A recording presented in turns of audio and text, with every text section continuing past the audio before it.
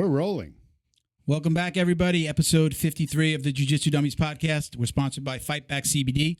Get 20% off your CBD order at fightbackcbd.com with code JJD.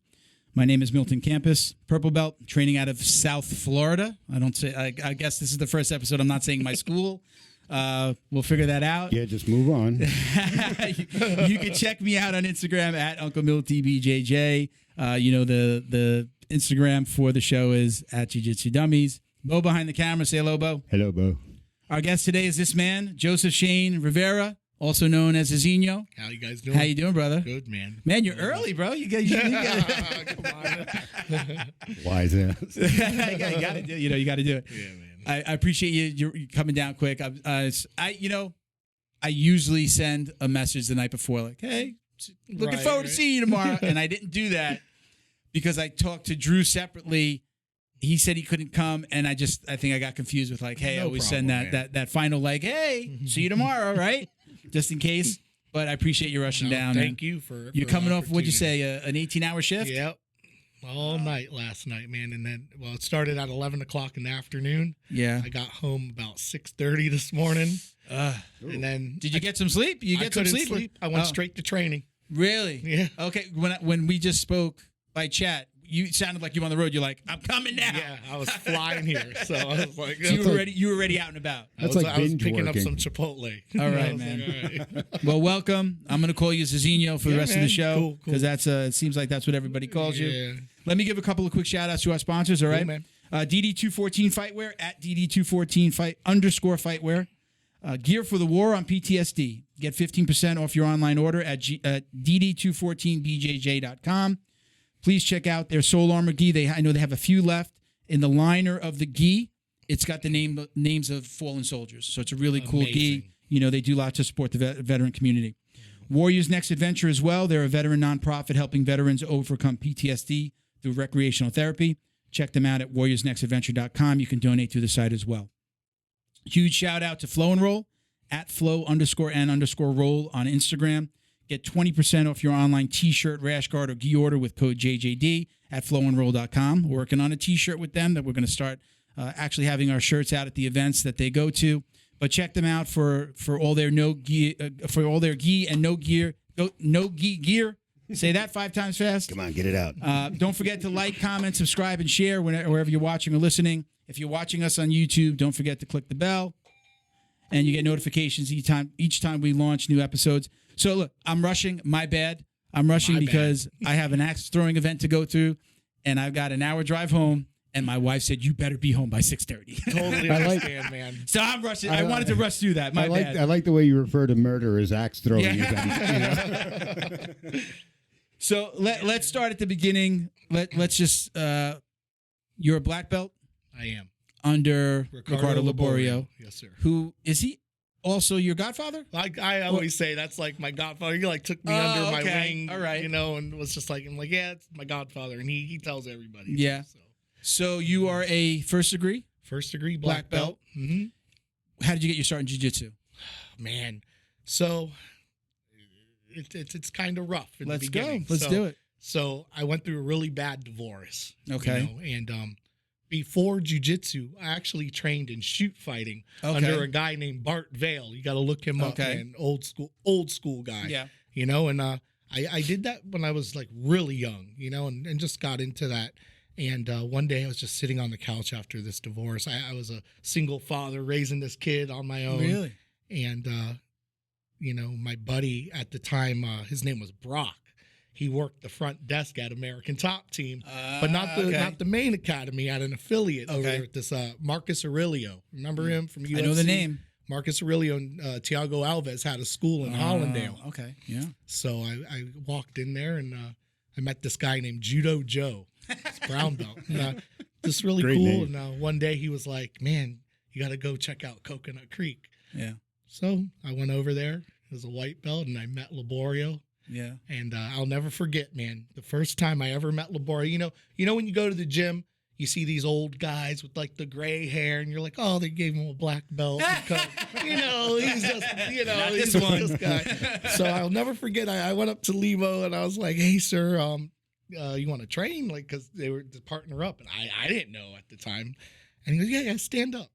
Man, this guy threw me, and I landed like 10 feet away. So was that because like the classic like the white belt just asks a black belt to train, and he did it on purpose? Just wanted to do judo takedowns. And I landed on my head, and I got up. I was like, oh my god, like who is this guy? Oh, that's Liborio. I was like, okay. He's he's credited with being one of the founding members of American Top Team, right? And Brazilian Top Team. And Brazilian Top Yes, Team. sir. Okay. Yeah, I mean, for those of you who don't know, like Bo over there. Yeah, I mean, like that's I mean, getting your black belt from Liborio is, that's a proud statement that you get to make for the rest of your life. It's an honor. Yeah, I mean, and not only that, he gave me his black belt. I read that. Yeah, it was like that's a big deal. It was wild. Do you still wear that? Do you still have it? Do you have it though? I have. You have it. Okay. I don't. Sometimes with that, when you get a big name like that gives you the belt, I'm like, I wonder if they got to give it back. Like, did they give it back? So like, I remember when he gave it to me. It wasn't a ceremony. It was just a regular night of training. He showed up, and he stood up and said, "Hey, Zezinho, tell everybody what it's like to be a black belt." What are you talking about? Wow. And he just took it off and gave it to me. I was like, wow, in front of everybody. And I got promoted the same day Charles Rosa from the UFC got his black belt. Okay. So yeah, he's a good friend too. And it was really nice, and he gave it to me. And I'll never forget Hector Lombard came up to me and he goes, hey, you got all the power of Liborio now when you put the belt on. Like, hey. That's why you don't wash it, right? Right? We have the debate here about the belt washing. I've been listening. All right, I'll ask you now. I usually save it for the very last question. Do you wash your belt or do you not wash your belt? You don't wash your belt. Okay. I don't. All right. The last we had Wagner on a few episodes ago when he was he was sitting right here. His wife was there. And I've never felt more ashamed of myself to admit that I washed my belt. He just looked at me like I had four heads, so it wasn't the best feeling in the world. Yeah, I don't know. Is it the old school like, hey? I think I came up with a lot of the old school guys like in the day, so it was always just like, oh, your blood is on that, your sweat's on that thing. I'm your like, opponent's blood and sweat. I'm not washing this. Powers in the belt. Yeah, I don't know. Yeah, hashtag powers in the belt. Yeah. We'll throw that up on the screen. So go back. So you get divorced. You're a single dad. Shoot fighting. Yeah, you start shoot fighting. That was when I was really young, and so I met Liborio. And I remember I'm like, I'm gonna come back the next day. I tried it out, and let me tell you, man, when I showed up there, it wasn't like how it is now. You know what I mean? It wasn't like all these people that signed up. I probably had like maybe 8 people in a class. Yeah, you know what I mean? And some of these people were like big name people. I mean, what are we talking? How many years ago are we talking? I started, I think it was like 05 or something like that, So that's when it was still like, hey, Jiu-Jitsu, isn't that UFC stuff, right? That's what people were saying. I remember my class, like JZ was there. He was a brown belt at the time. Amazing guy, by the way. Such a great guy. And, had Hanato Tavares teaching us. We have this guy named Shark. If you don't know who he is, man, check him out. Okay. Shark was a great coach, He still is a great coach. And I just remember like walking out after that class just throwing up in the bush. Really? And then like I went back the next day, did it again, walked out to the bush and threw up again. And then like I remember like my 4th day, I was like, man, I looked at the sky, said, God, if I need to be here, please let me get through this because I don't want to come back and do this. And after that, I was just like hooked. And then I developed a good relationship with Liborio. I guess he saw something in me and just took me under his wing. And that's awesome. Me and this guy, this kid, Tyler, he's a good guy, man. So and we started competing, and that was it. Yeah. So fast forward. We talked about it briefly when you came in. You're in law enforcement now. Mm-hmm. What kind of, I don't want to say what came first, but was it always something that you wanted to do? So my father's in law enforcement. Okay. And military. Okay. I tried to go to military. I was really young, and I remember I was into skateboarding, and I went skateboarding, and I jumped off these stairs, and I shattered my left heel. Oh, man. And I was in the Navy, like signing up for the Navy and stuff. And at that time, they're like, what are you doing? Like, we're not going to take you now. I was like, oh, what am I going to do? I ended up working in hospitals, and I ended up becoming a behavior therapist, working with psychiatric patients. And that was nice, you know, and I did that for many years. And just one day I was like, man, you know, I'm going to try out and be a cop, you know, like my dad did. Yeah. And I just did it. I don't know. It just happened, and I did it. I got in the game late. Yeah. But it worked. What age did you start? I started in 2019. How old were you? I'm 40. I'll be 43 next month, so like 40. Yeah. 40. Oh, wow. It's not easy once you get into the late 30s. Well, your dad was a... My dad was a cop. Okay. Took the test in New York City, NYPD. Wow. My dad was a transit police officer, NYPD T, and NYTPD. Okay. They actually had two different departments back in the day. And then he retired right before the departments merged. So then now it's all NYPD. I took the test at 19. I got one wrong. Was there. I had dropped out of college. And Mayor, who's this? Who was New York's mayor? Giuliani came in, and he changed the rule where you had to have at least a 2-year degree. So I did like a year and a half of school. Girlfriend got pregnant, dropped out, didn't finish. I was very high on the list. Wasn't going to get the call unless I went back to school. So then I didn't do it again. It was 19. Right. My dad was like, "Let's do this. Get in there. Take all the government exams. Be post office. Be a cop. You know, do something with the pension." He's always had that in my head. Become FBI. So what did I do? I wound up like selling insurance, becoming a stockbroker. Then at 25, I moved to Florida. In my late 30s, I think at like 36, I was like, had really good paying jobs in sales, and I was just so unhappy. Right. And I was just like, I really want to be a cop. I really want to help people. I want to do something good. And, you know, hey, I want to be like my dad. Right? And I started taking the test, and they were just all looking at me like, you realize you're 36, right? Like, you realize, like, this is a little late for you. And I wasn't doing jiu-jitsu, so I didn't have military credentials. Right. I didn't have, you know, jiu-jitsu or self-defense. And it was just like, didn't have the best credit, which I like fixed, which I write as part of the interview process. Like, again, 36, I was a business owner, closed a business, working for other people. So I wasn't like the best candidate, and then I just gave up on it, and then I opened up a business again and went from there. But it wasn't meant to be. But I'm very proud of my dad. I talk about him every chance we get. As a matter of fact, and this is a great question for you. So my parents' wedding anniversary, 51st wedding anniversary last or August 15th. Well, congratulations. We went to the Hard Rock, and we were just, you know, shooting the shit. And I always talk about this on the show, Dad. Was there any continuing education for you as it relates to, like, you know, physical health, anything other than shooting? Nothing. There was nothing like jiu-jitsu. There was no physical education or continuing education requirements for him ever. He's on the force for 23 years. Wow. What is it like now? Has that changed, at least in your department? Well, in my department, I can say, like, we have a great training unit there.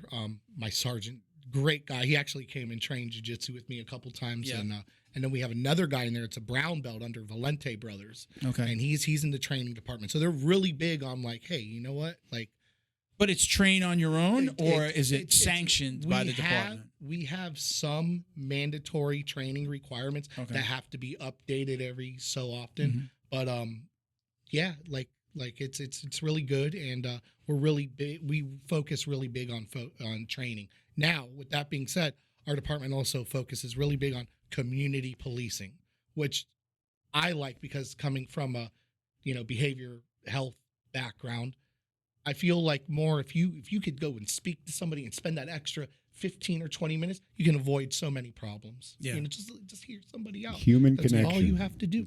It doesn't matter what they've done.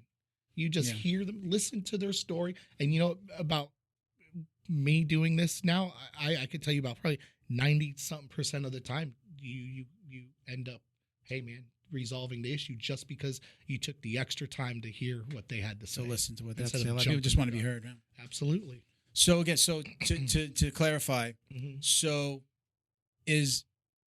what's the requirement in the police department? Is there like an hourly requirement, monthly, weekly, annually? Well, yeah, it's whatever the FDLE puts out. Okay. Like you have to follow Florida that. Department of Law Enforcement, And then, right? Yes, and They then put out the guidelines. sergeants will send out a email and say, this is the training that's available. Sign up for Okay. this. Like I just did a training now called Combative Offenders with he's a black belt too. His name's Freddie Trillo. Oh, Freddie. I know Freddie. We've had him on the show. Great guy, man. Had him on the show when we were doing it in my house. Okay.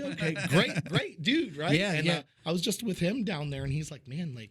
Shout out to Freddie. We told him, I asked him to come back on the show because he just put out a BJJ Fanatics law enforcement instructional. So, Freddie, you're welcome to come back on the show. Congratulations Yeah, on the instructional. Yeah. And love to have him back. Great guy. We had him on when we were in my house. Like episode 13. Yeah, or in the something, teens, yeah. in the teens, Great, you know. man. Yeah, Yeah. so love to have him on. So you went to train with him. So yeah, I guess everything he's showing on that instructional, he showed us. And, Yeah. and great stuff, you know. Great dude, very and knowledgeable. super nice guy. Did he tell you his story? Do you know the background that he almost got killed as a rookie? Yep. Right? He told I mean, me all Yeah, of that's that a hell story. of a story. Yeah, go find that episode, everyone, and let me if tell you can. That guy trains every day. Yeah. I mean, for his age, he's putting in more work than some world champions. He did. He really did his. is. And he called it this. He did like a David Goggins video Mm-hmm. the other day. I don't know if you saw it on Instagram. He was like running and he's talking and like this, like the text says like, I'm doing my David Goggins and like he's talking to him. I'm like, at first I was like, man, David Goggins is a little different today. And so he's a good dude. Yeah, Absolutely. everything you see on his Instagram, he's always freaking training, man. Always. Yeah. Him and there's another guy too. I don't know if you know Ruben. RBJJ. Like I know Ruben, Drew, all those guys, right? Those guys all know each other. Yeah. Yeah, and he's a SWAT. Yeah, we've talked to him about coming on as well. He's just he's always busy. Oh, you know, yeah. he's always got something going on. High level jiu-jitsu and just great guys. I'm I glad hear to see a lot of jiu-jitsu now in law enforcement. Yeah. Because I believe it's actually helping. Yeah. You know, So I mean, I think hats off to the Gracies. Henner and Hedon for what they've been doing. I know there's I just got to watch the clip, but they got featured on Brian Gumbel on HBO. On Yeah. HBO. I don't watch any sports so other than jiu-jitsu and UFC. So real sports with Brian Gumbel. Yep. They did a 20-minute segment with Hedon and Henner and talking about jiu-jitsu for law enforcement. Funny you say that because our mutual friend Roberto texted that to me today. Hey, Oh, yeah. watch this. And I looked at it for a little bit. Yeah, I got to watch the whole thing. I actually wound up finding it it's like I think it's a 17-minute clip, Yep. or segment. And it's here, it's happening, it's actually happening. It's nice to see it. Really good. It's a long time coming, but they've done a great job at promoting and pushing it for law enforcement. They do a great job. Yeah. Those guys are really involved. So let's talk about something that's going on in the jiu-jitsu world. You and I have kind of chatted about it a little bit here and there. The sexual assault allegations, and it's not just fight sports anymore. It's happening across jiu-jitsu. It's happening across martial arts. I said on one of the last episodes, this isn't a fight sports problem. It's not a martial arts problem. It's a societal problem. But for us, it's in the martial arts community. Absolutely. People wind up, young girls specifically, wind up looking up to these, their black belts, their instructors, and they're being, violated by somebody who they put their trust in. Thoughts? They do, and it's not only girls; it's little boys, whoever it is. Like, I mean, think about it. Like, and there's growing dudes at the gym that see some black belt world champion walking, they're like, oh my god, you know what I mean? So imagine that girl being like, wow, I get to train with this, and then that happens. I don't like to put anybody on blast or anything like that, and it's just sad to see this happening right now. And cover-ups and all that stuff. It's just, hopefully everything works itself out and we can, as a community, grow from this. Yeah, I put out a post for about the U.S. Center for Safe Sport. Yes. I forget it. I think it's .org. U.S. Center for SafeSport.org or SafeSport.org. I know it forwards you to their the main site.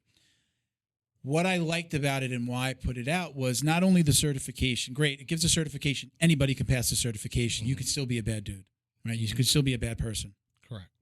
They'll keep a database. You could report allegations to Safe Sport, and they'll keep a record of it. Absolutely. And they'll investigate.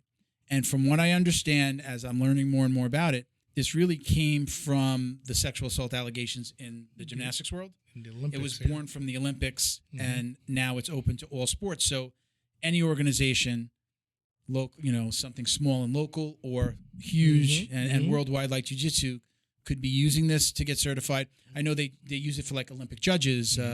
I've got a judo black belt that reached out to me about it, and it really explained it to me on what it does, and he makes all of his teachers and anybody involved in his school, to get certified. I love the database part of it, because what Fight Sports and Cyborg were talking about doing, which was like, hey, you can report it. And I believe they're talking about forming their own fight sports organization where you can report something. And again, this isn't about putting them on blast, but he announced that he was going to do this. Well, hey, there's this outside organization that exists. Why would somebody from Fight Sports just report it up to Fight Sports? And you could, but you have this outside organization who is going to be a little bit less, what's the word? Biased and impressed by who, oh God, I don't want to report this to Cyborg. How is he going to look at me? I don't want him to hear my name. I don't want him to don't want to be bullied either. And your black belts and the people in your school.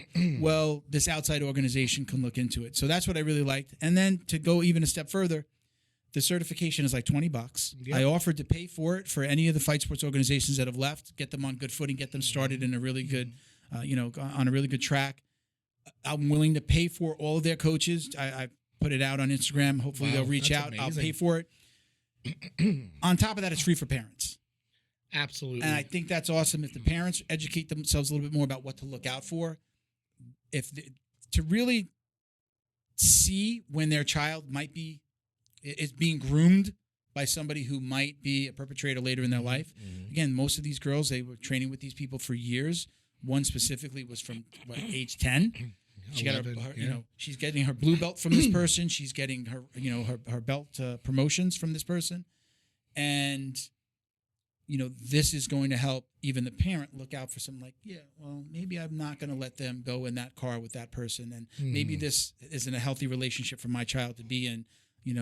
My child in their teens with this man or woman, with this person in their 20s, 30s, maybe even later in life.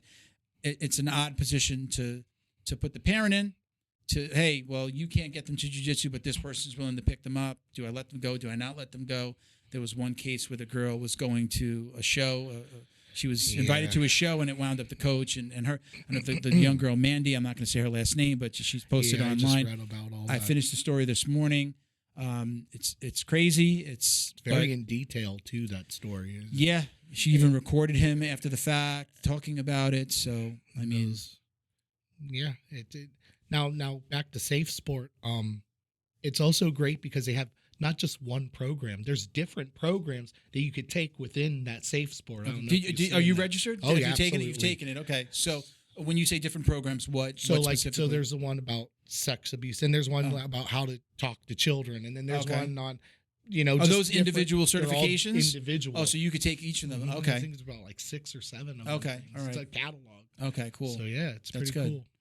When I don't know, I'm 54, and when I was growing up, it was just everybody's parents made them aware that there were weird, bad people out there that weren't interested in anything normal. No, you're right. And when I had been approached, a couple of times in my life by strange people, and I knew what to do. I knew how to put them off. Not even like run away or this, but so like what happened there somewhere? When you were talking about martial arts specifically, I'm hearing this in all parts of society. I mean, there are corporate CEOs stepping down because they're getting busted. Position of power. Where I was going to go with these are all positions. Yes. We're talking about martial arts. You're in a position of power over a child. You're talking about even in corporate America, right? That's usually adult with an adult. No, but I mean that they have backgrounds and they're finding that they're doing stuff with children in their families and that's why I said it's a societal problem. Right. Yeah. But right now, martial arts we have a problem in martial arts, and it needs to stop. Absolutely. And a big part of that is education. The Huge coaches, part. the owners, coaches, owners, and the parents.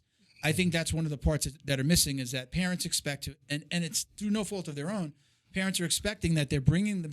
I'm bringing my child to a place that's supposed to be teaching them how to combat people like that. That's supposed to, give them the guts and the courage to speak up when something like this happens. And what does that girl say in that article? It's like, I was scared to speak up. I thought he might kill me. What was I going to do? I was going to lose my job. I was going to lose my friends. I was going to lose jiu-jitsu. I don't want to lose that position of power. You're getting this, you're powerless. And what do? And exactly all of the tenets that we're supposed to be learning in jiu-jitsu or martial arts as a whole, just flattened. That's it. Gone. It's gone. No. Everything that she learned is just like, the guy that's teaching me this stuff is the guy that's offending me, is the offender. And used jiu-jitsu against her to do that. And the people she talked to were like trying to cover up for this. Yeah. That's just horrible. Yeah. It's just, I would recommend that everybody go find the article. I believe it's BJJ Vieira. She's actually from the woman that wrote the story is actually from Australia. I hope I have it right. I'll put it in the comments. I'll put it in the podcast description so everybody can see the article. It's a great article, well written. It's not easy to read. It's at some points I had to stop. I was like, same here. Man, but it's a reality. I've got 2 daughters, so I kind of had to stop for a second. Like it's hard, just hard to read. Like you're reading it, and I'm just putting like, what if my daughter was in that situation? What would I be thinking? What would I? Yeah, don't do those things. Don't do that. Yeah, because that's bad. Well, you drives you nuts, man. That's where your mind crazy. goes. Yeah. Your mind goes right to like, what if this was my kid? What if it was, absolutely. what if this happened in my gym? It's a quick way to become a worrywart. Yeah, like, really badly. This is why we were saying before. You and I were having this conversation about that education. To me, everything is education. Whether it's driving, whether it's getting around in life, whether it's business, all of it relies on education. You have to have guidance. How do you know what to do? You got this blank CD in a body, has no idea what life is. We're used to life, and we forget that they're new. They don't understand shit. It's like a dog, it's like, but they're smiling because that's all they know how to do. Yeah. Right. So let's jump ahead. Let's do some listener questions. Sure. We did get some people I think that probably know you. Okay. So JB Whisperwolf says, hi, Zezinho. What's your favorite submission, go-to move, and how soon after an injury do you recommend doing a BJJ tournament? So there's 2 questions there. So let's go with favorite submission or go-to move. Man, favorite submission is whatever you end up in. Whatever you end up in. If you can go to. I like a lot to do the when your opponent is turtled up, and I do the lapel style Peruvian necktie with the lapel. Okay, that's really great technique because they don't see it coming. Okay, that's a nice one. And, go ahead. You have another one? After how long till after an injury to train? Man, you know what? I leave that in the doctor's hands. I'm the type of person that's like, oh, I want to jump back in. I remember I had half of my thyroid taken out while I was like a purple belt or something. Oh, wow. And I remember I was like, I'm never going to be able to train again. I remember Liborio told me, he said, listen, man, jiu-jitsu's always going to be here. Like, you take care of yourself because we're not going anywhere. Like, you come back when it's time to come back. Yeah. And that's how I look at that. Any major injuries you ever? God. C4, 5, 6, and 7 herniated. Wow. In my neck, grade 2 AC joint separation in the left shoulder. Wow. So it comes with it. But compete at all? Do you compete at all now? I know that you've competed. I have competed in the past. Do you compete? Right now, with the police and stuff. So this is what happens. If you get injured, there goes your take-home vehicle and no off duty. You can't work off duty. You're saying? Nope. Did you come here? Did you come here in a police car? No, I didn't. Okay. No, the city would kill me because I told them we'd go out and take pictures. But so you can't do like a detail or you can't do any of that if you get injured. So I'm really careful. I do want to compete again, and I will compete again. It has to be at the right tournaments and stuff. There's a lot of stuff I see out there. I'm just like, oh man, you know, a lot of bias when it comes to certain teams, and the referees are the same people that are training at that team, and it's like, come on, like, really? Right, they try to use local refs, so they don't have to ship them around the country. Right. Well, not even that. You go to IBJJF, and you know, this guy's changing into his referee shirt, and he's like competing, right? After he just so my teammate's over here, and I'm gonna ref him now. So it's like, so yeah. Right now, I do have it in sight, but not anytime soon. Hey everyone, thanks for watching. If you're enjoying the show, please help us thank our sponsor at Fightback CBD. We couldn't do this without them. Head over to their website at fightbackcbd.com. Check out their growing line of CBD products and find the solution that's right for you. That's fightbackcbd.com, and get 20% off your purchase with discount code JJD. Also, check them out on social media at FightbackCBD. Now back to the show. What is the and I apologize when I put out the questions. I always put out the questions. I put Carlson Gracie because I thought you were head coach there. Yeah. Were you at one I point? was, yeah. But now you're at Gracie Baja. So yeah. Are you teaching? No, I'm not teaching at Gracie Baja. No. Okay. Great coach there. He's actually like a BJJ legend. This guy. I mean, his name is Cafe Alexander Cafe Dantes. Check him out on BJJ Heroes if you can. Or Google him up.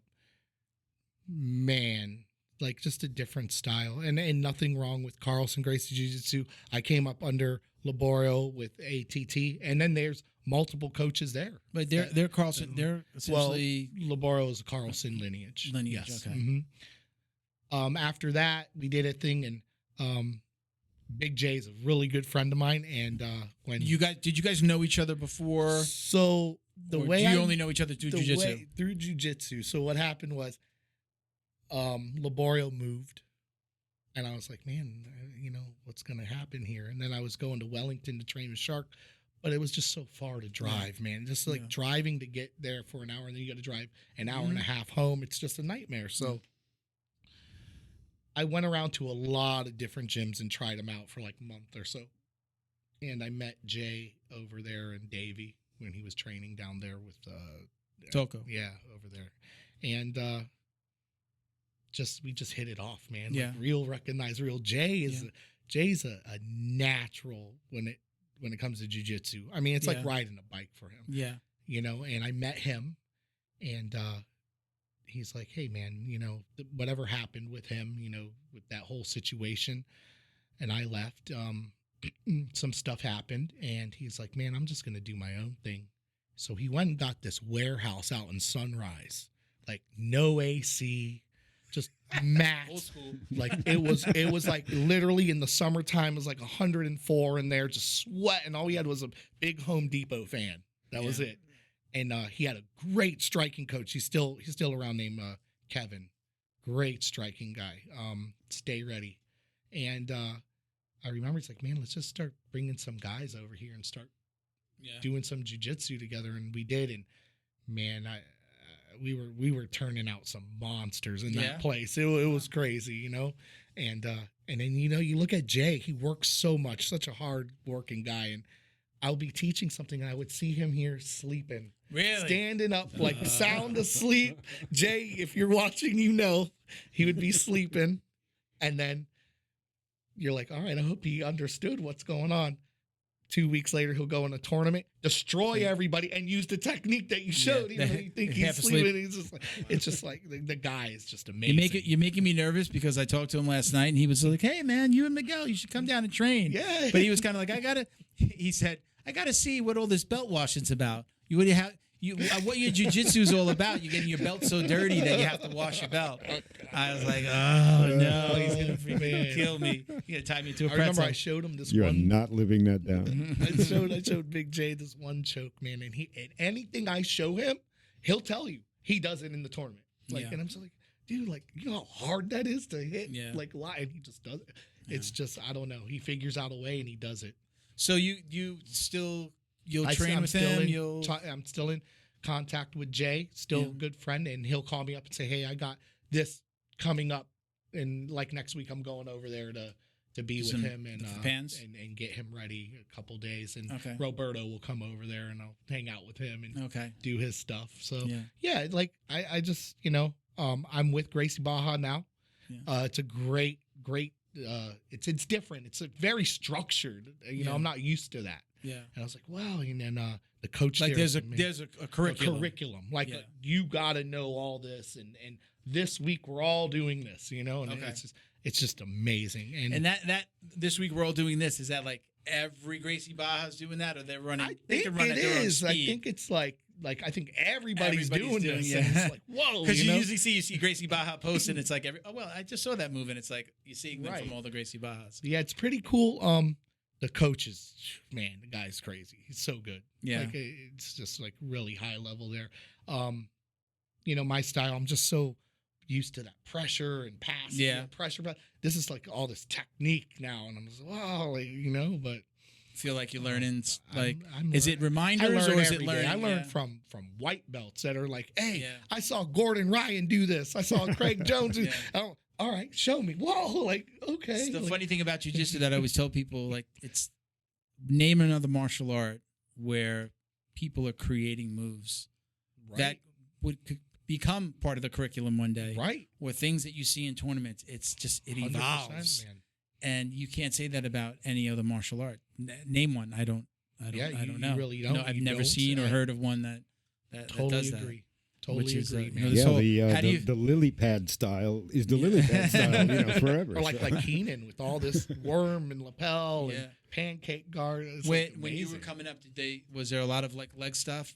Did you learn that stuff? I just say from the waist down, because I know like some of the guys that I learned from a little bit more old school kind of stayed away from the leg stuff, especially like maybe up to brown belt, at least for their students. Yeah, it was a lot. Like we didn't do a lot of leg lock stuff. We didn't, and then like this big boom happened, and it's just like, wow, like this is amazing. Why would you ignore 50% of the body? Well, I know. I used to watch Dean Lister and those dudes. Like he's the man, and it was like the guy at the time doing all those leg locks, and it was like, yeah man, this guy's the man, and but now it's like everybody just wants to, go for blown out my knee once. So it makes me a little nervous. Yeah, it makes me a little nervous. Yes, sir. Okay, so we talked about law enforcement a little bit, but we have Alex Andre Cafe Dantes. Yeah, man. What's up, that's Cafe? him? Is that Cafe? All right, he says. All right, again, we talked about it a little bit, but could you describe how important BJJ is for law enforcement, and give us a situation where you might have used your jiu-jitsu in apprehending a suspect? It's 100% important. I was talking with Freddie Trillo at this combative offenders we did down at the city, and it de-escalates things just so quickly. Like you don't have to sit there and choke someone out or punch someone, or at this point I won't even use like a taser if you know like really good foundation of jiu-jitsu. I mean, if you have to, but jiu-jitsu is a big de-escalation tool. That it's a tool that I think every law enforcement agency should implement jiu-jitsu. I have a friend up in Jacksonville named Brennan. He's a black belt under Toko.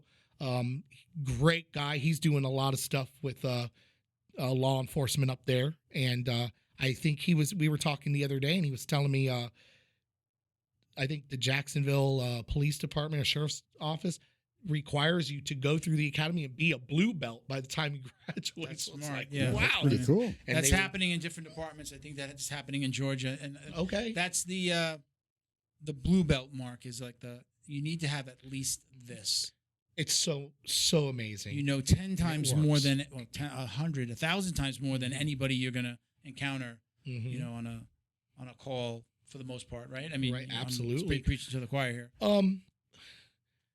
Most of the time, I try to avoid hands-on. Always, I like to verbally use my verbal judo. I know people say that word a lot, and it works. Like we spoke about earlier, like just talking. Now there was a situation I did have to do it. Yeah.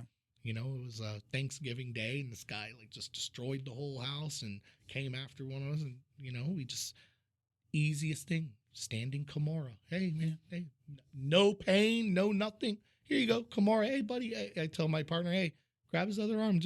He already has cuffs on him right here, and it's at that time, it's just so easy to percentage wise. How many of your your comrades, your officers that you work with, how many are training jiu-jitsu? Man, Not enough. Definitely not enough. I got where I'm at a good solid 3, if that. You know? But yeah.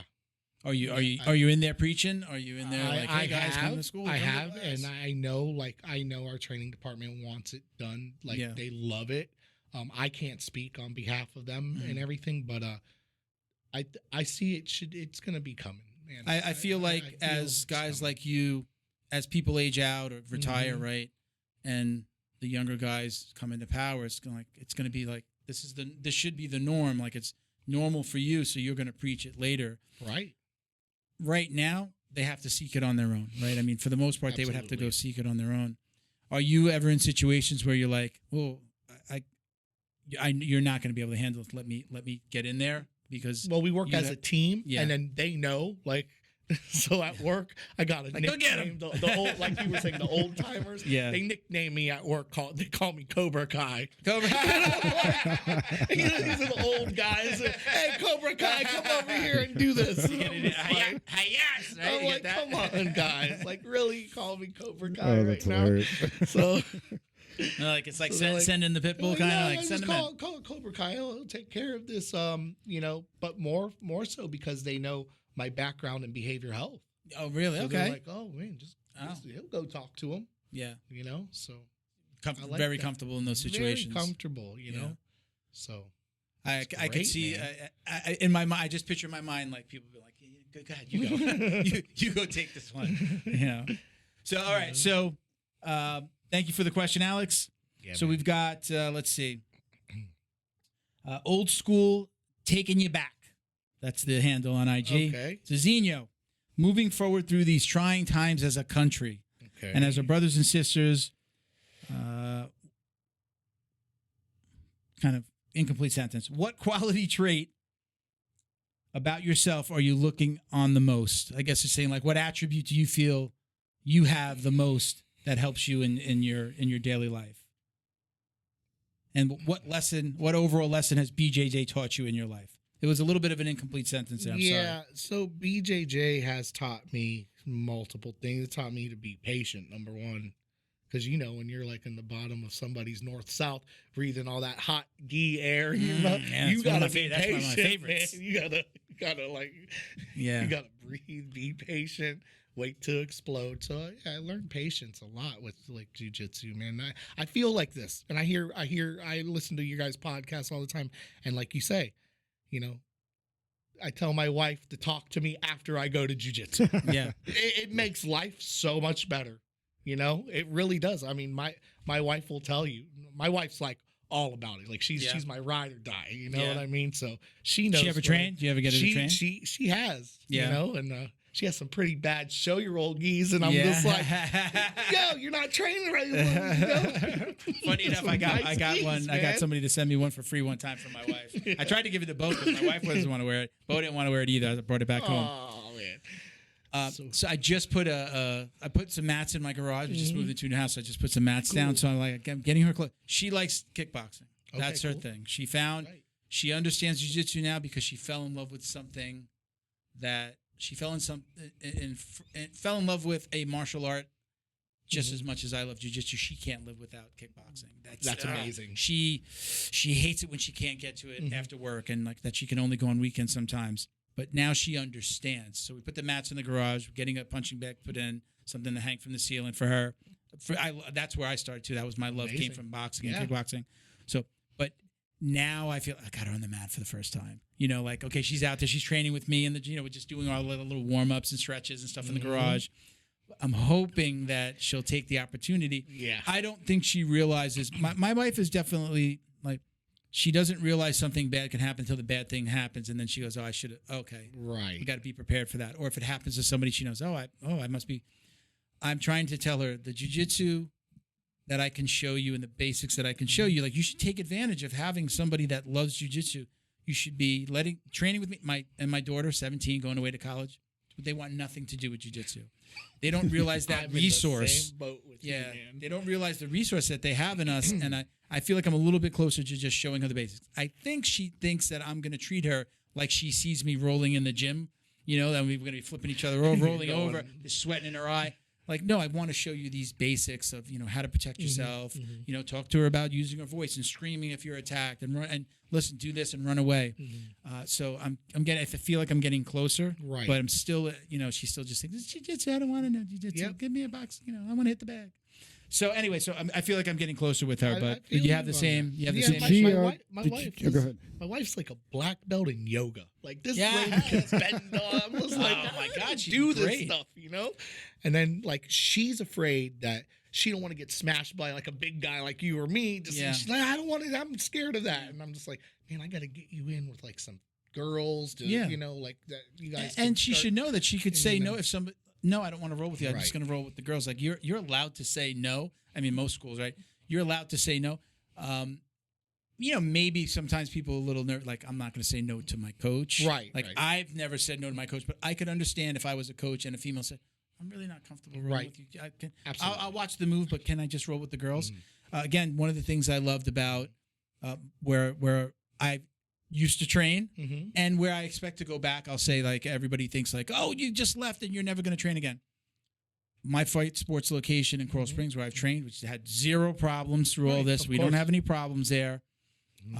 I was in touch with my coach when I made my announcement. He knew that I was going to say what I was going to say before I said it with Miguel when we said, you know, he's not going to train at VRMA and I wasn't going to train at Fight Sports. He did not change the name because I said I wasn't going to go. He did the right thing, and he is now Jiu-Jitsu for Life. It was an old name that he had. He's back to Jiu-Jitsu for Life. They're no longer affiliated with Fight Sports, from what I understand in the conversation that I've had with him. As a matter of fact, he messaged me right while we were waiting on you. He messaged me about his Facebook page. I'm in marketing, so he's like, "Hey, I can't get my Facebook name to change, and what do I do?" And I gave him some tips on that. He's not mad at me. I'm not mad at him. I hold no grudges against him. I felt like it was the right thing for me. And since he decided to change his name, not because I came out and said anything, because it was the right thing to do, I fully anticipate being back at that location, Jiu-Jitsu for Life in Coral Springs. So I'm excited to go back.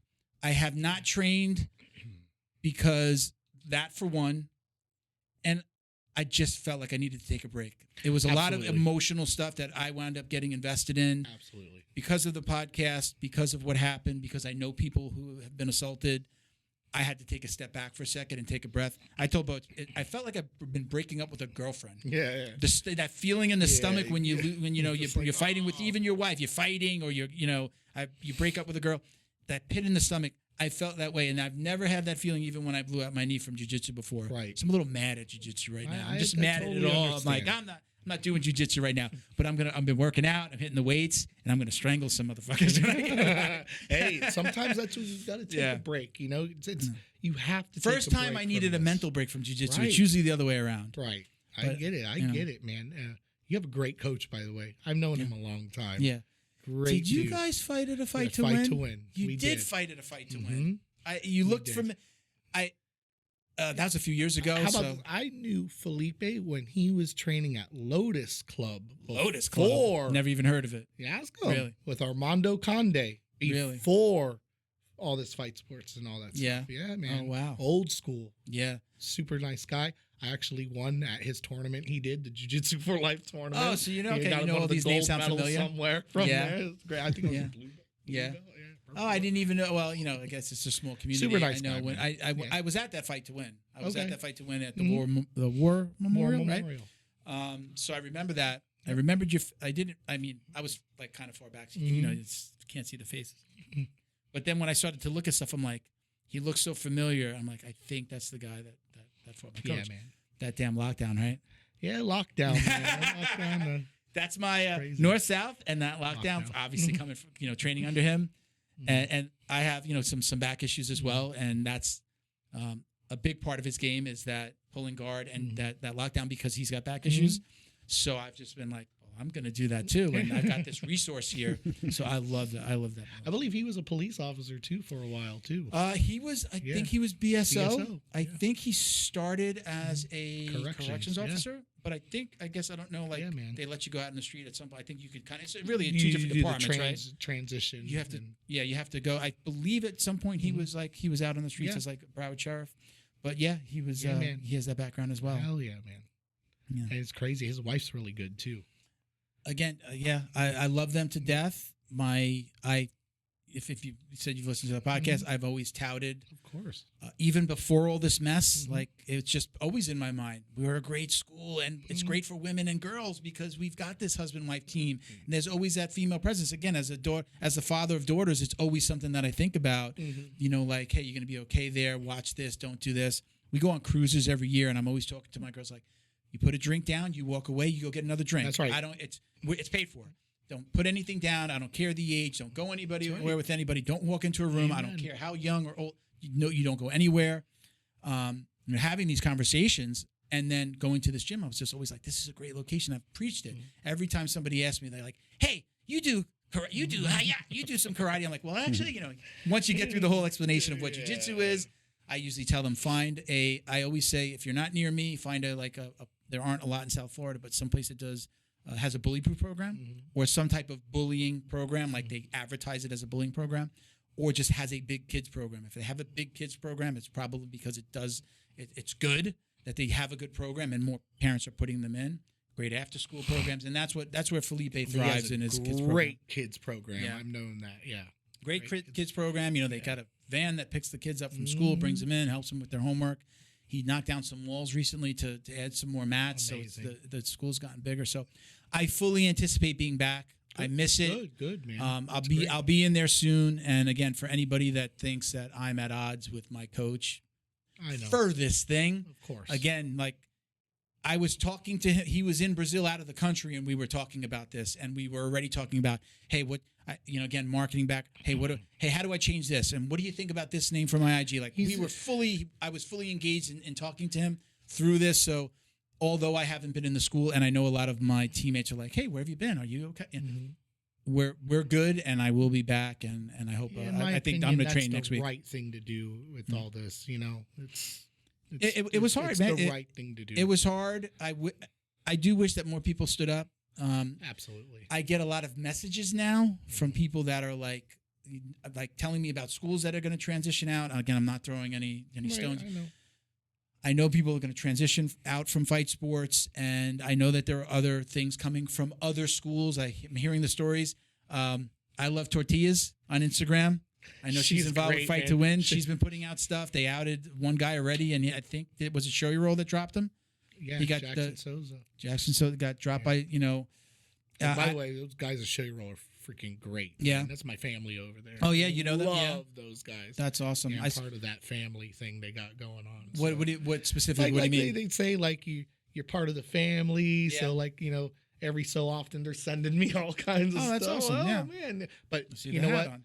It's great, man. They're just super nice guys. The owner there, Bear, my boy Marco, AJ. I mean, these guys are just great guys. All Guam too. They're all great dudes. Of all the gis, this is I've worked with.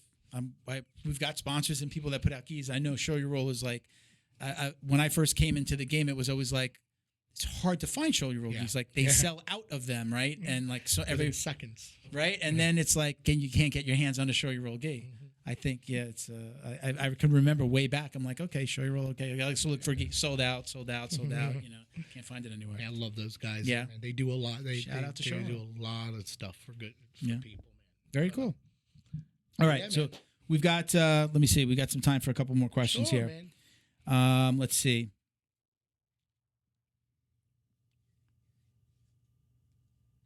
Okay, we got a question from Roberto. Let's use this one. Okay. My boy Roberto. What's up, man? He says, I have two questions for Zezinho. He says, outside of Master Liborio, you've trained under Master Liborio, who trained under Master Carlson Gracie. Right. Please describe what makes Carlson Gracie Brazilian Jiu-Jitsu different from all other forms of BJJ. Jesus, I feel that's a hard one, Roberto. Put me on blast. I love jiu-jitsu, period, regardless of what lineage it is, to be honest with you. For me, I feel like the Carlson style is more pressure. Like, man, those guys were grinding out. And I remember back in the old days when I was, watching, like, even before me getting into the old Carlson dudes back in the UFC that was coming out. Yeah. Like, these guys, were always so jacked, man. I mean, they were just like, they looked like Greek statues walking around. They really did. They were just like so big. I don't know if you ever seen Liborio back when he was young. That guy was just like, he's he's got that frame, that big, thick frame, so right? I feel like they did a lot with like lifting weights and working out and doing all that to implement into. See, and those guys from the old school, like, it was frowned upon to like go to different schools or to get another look, right? It was like you're crayon, or just like, oh, you're leaving the team. What are you doing? You can't do that. Don't show our secrets. And people probably didn't want to let you in either. I hear it's different now. Yeah, it's different now. Unless you're like a straight up competition team, like a small group like the Danaher Death Squad, like you even see people come in, but I can understand in those circumstances when it's a small team and you're competing on all of these big stages. Like, okay, we don't want to give away our secrets.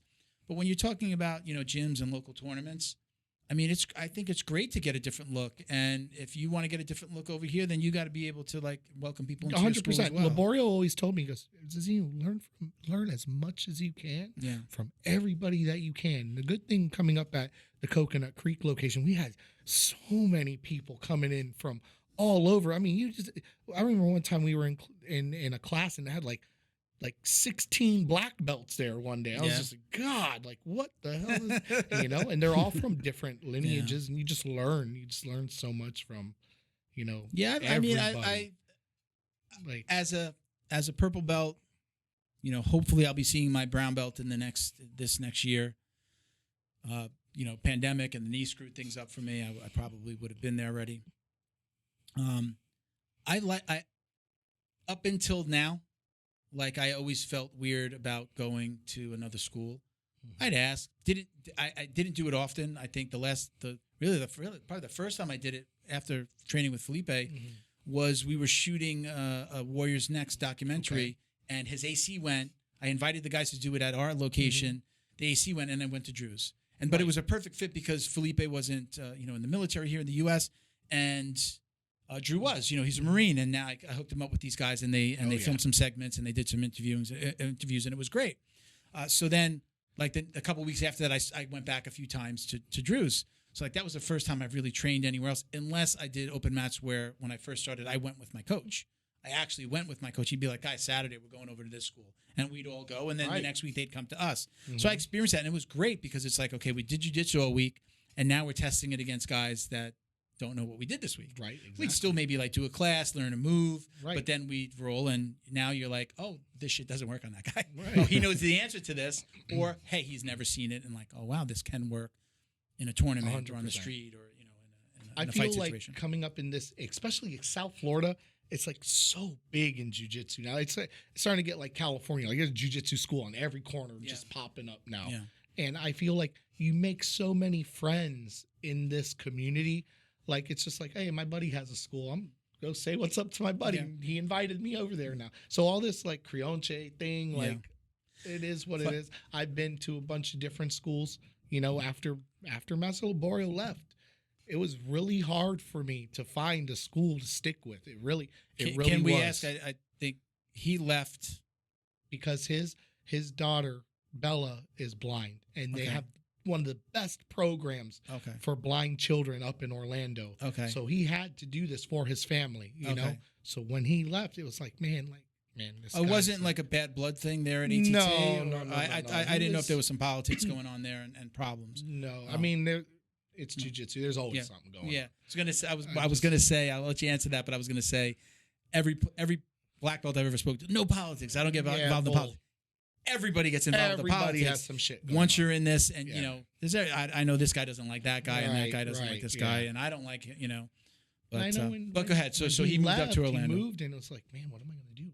So I went to Shark, and I mean, this guy, amazing. Is that ATT Palm Beach? Wellington.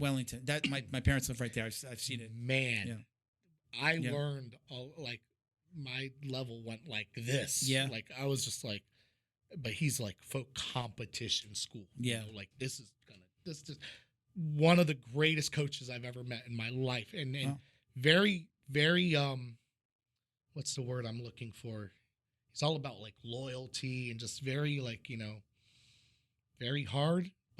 I learned good training. A lot. great training. That's awesome. But then, you know, like it was just hard for me driving an hour and 40 minutes to get there, train, and then drive all the way back home. And it was like, oh, That's a my camping You're God. trip. saying like from, we're not going to say what department, but you're driving from down here. I'm just driving from my house okay. to get there. It Oh, was okay. just a night. So like, but I will give Shark some credit too, also because I remember one night we went to this big American Top Team gala, and I was sitting down next to him, and I brought when I was dating my wife at the time, and I remember he came up, he's sitting next to me, he goes, "You need to marry her like yesterday." And I was like, "Yes, Master Shark, whatever you want to say. You need to marry her like yesterday." And we ended up going out to Vegas for a World Master. Yeah. And I said, "Hey, Elvis is down there. Just you want to get married? She's like, let's go." And I was like, "For real?" And she was like, "Yeah." So we got married on the Mayweather McGregor fight. Oh, really? Weekend. Oh, so Cool. this is new. So newlywed. World Master. Yeah.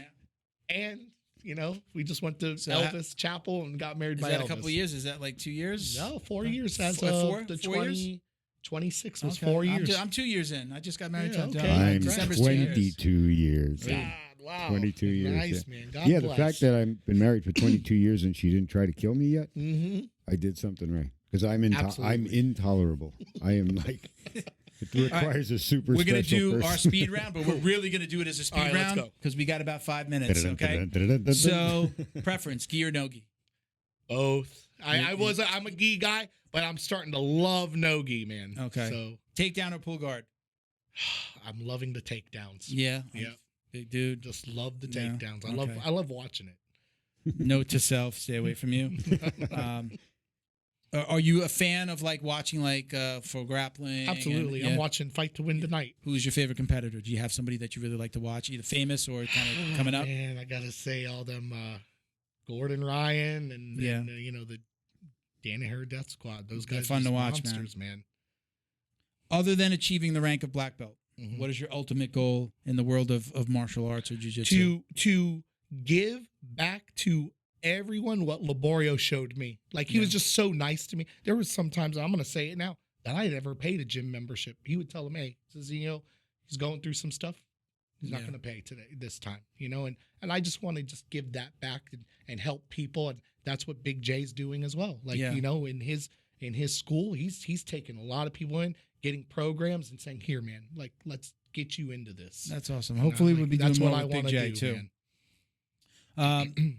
What would you be doing if you hadn't become a law enforcement officer? Man, you know what? Probably working at the hospital. Still working? Yeah. Mhm. Yeah. And did you ever have any other dreams of doing anything else when you were growing up? Teaching jujitsu and Yeah. that. Before jiu-jitsu, Well, before like jiu-jitsu? growing up, like I wanted to be a fireman. I wanted to be a cop like my Probably be in dad. like you know? a metal band or something. You know, like a Right. Megadeth band or something. I wanted to be a pastry chef. But it didn't. Okay, what's the craziest thing that's ever happened to you in the gym or even as a police officer on the street? That happened to me. Craziest thing. Craziest thing. God, there's so many crazy things that have happened. Yeah. Give me one.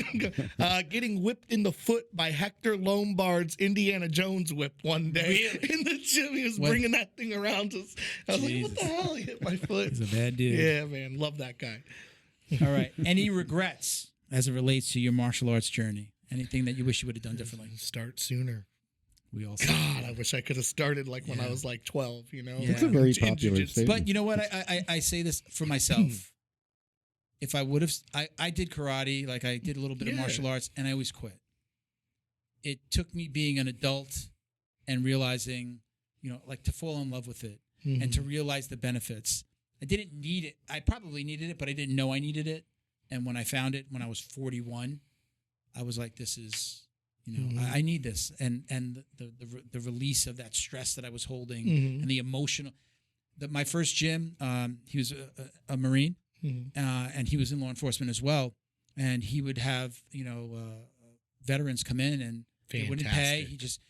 But sometimes we would just be sitting there stretching, and like for 2 hours, I'd just be in this circle of these veterans talking. I've never served, but I would be talking to these guys, asking them questions. I have a story with Drew where he told a very a crazy story about something that happened to him, and it's resonated. I could tell the story verbatim myself because it stuck in my head that much. But we would just sit around and just talk. And these guys, they needed that as much as they needed jiu-jitsu. Everybody needs to get it out. 2 hours. 2 hours. We didn't nothing. No jiu-jitsu. 100%. We were in our gis, just stretching and talking, and that's what these guys needed. Absolutely. Sometimes those guys, I could smell the liquor on their breath, like they got drunk or they were drinking, and then they came, and it was just like they didn't drink for 2 hours. They were like they needed to talk to somebody, and he was great with that. He was great about inviting them in, and so I hats off to my first coach. Bring your confessions to your brothers. Yeah. Because they'll understand. All right? So I usually would do the drum roll, but we started talking about the belt washing. You're a non-belt washer. We got that.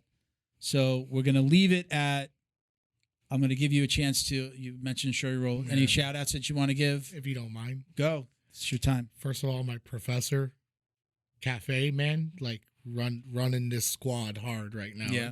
He's great for Gracie Baja, Fort Lauderdale. Yeah. Shout out to Liborio. Shout out to my boy Marco, Bear, and AJ at Show Your Roll. And all the survivors with what has happened right now in this jiu-jitsu community in this trying time. Like, thank you for coming forward. I know it's hard. I know it's going to be tough for a little. It's going to be tough for a while. Very tough, but I want to say thank you for you guys are not victims, you're survivors, and that's how I look at it. And I'm going to just add to that, if I can. I'm going to say I really do wish. I said this earlier in the episode. I really do wish that some people would be a little bit more vocal. Yep. I'm not telling you got to leave your gym. I'm not telling you got to do what I did, but coming out and maybe making a statement or saying something. There are some big personalities in our world, not just in fight sport, like throughout the jiu-jitsu community. Yep. I think we would all benefit from hearing from some of those people. And I encourage them to come out and whether it's a post on social media or a video or a statement or say something. I think it would be helpful. And we've got to get to a healing.